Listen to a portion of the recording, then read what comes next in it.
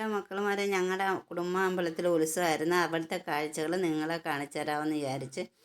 അവിടെ ആണെങ്കിൽ പിന്നെ തട്ടേപ്പേച്ചും പിന്നെ തേരെടുപ്പും ഒക്കെ ഉണ്ട്. അപ്പോൾ ഇത് തേരാണ്. തേരെന്ന് പറഞ്ഞു കഴിഞ്ഞാൽ ഈ തേര് കുതിരമൂട്ടി ചെന്നാൽ മാത്രമേ കുതിരമൂട്ടിയിൽ നിന്ന് തേര് അമ്പലത്തിലേക്ക് തേര് എന്നാൽ മാത്രമേ കുതിരകളെല്ലാം അമ്പലത്തിലേക്ക് വരും. ഇത് തട്ടേപ്പേച്ച്, തട്ട് കെട്ടി തട്ടിൻ്റെ മേളിൽ പേച്ചുണ്ട്. മുടിയെഴുന്നള്ളത്തൊക്കെ അതിൻ്റെ മണ്ടയ്ക്ക് കയറി പേച്ചുണ്ട്. ഇത് ഈ അമ്പലത്തിൽ മാത്രമേ ഞാൻ കണ്ടിട്ടുള്ളൂ. നിങ്ങളുടെ അമ്പലത്തിലൊക്കെ ഉണ്ടെങ്കിൽ നിങ്ങൾ കമൻറ്റിൽ കൂടെ അറിയിക്കുക. ഇത് കുതിരമുട്ടി പോയിട്ട് വരുന്നവരാണ്. എന്നിട്ട് മാത്രമേ കുതിര അമ്പലത്തിലേക്ക് വരത്തുള്ളൂ. എന്നിട്ട് ഇത് വന്നിരുന്ന ഒരു അമ്പലം എന്ന് പറഞ്ഞ കേൾവിയുണ്ട്. ഒരു അമ്പലത്തിലുണ്ട്. ആ അമ്പലത്തിലേക്ക് വെളുപ്പം കാലത്ത് 3 മണിക്ക് പോവും. എന്നിട്ട് 3 മണിക്ക് ഈ തേരും അവിടെ പോകും, ഈ എഴുന്നള്ളത്തും അവിടെ പോകും. എന്നിട്ട് അവിടെ ഭയങ്കര വലത്തുണ്ട്. തേര ആ അമ്പലത്തിൽ ചെന്നതാണ് ഇപ്പോൾ. എന്നിട്ട് വലത്തെന്ന് പറഞ്ഞാൽ ഭയങ്കര അടിപൊളി വലത്താണ്, കാണാൻ ഭയങ്കര ഭംഗിയാണ്, കാണാൻ 9 വലത്താണ്.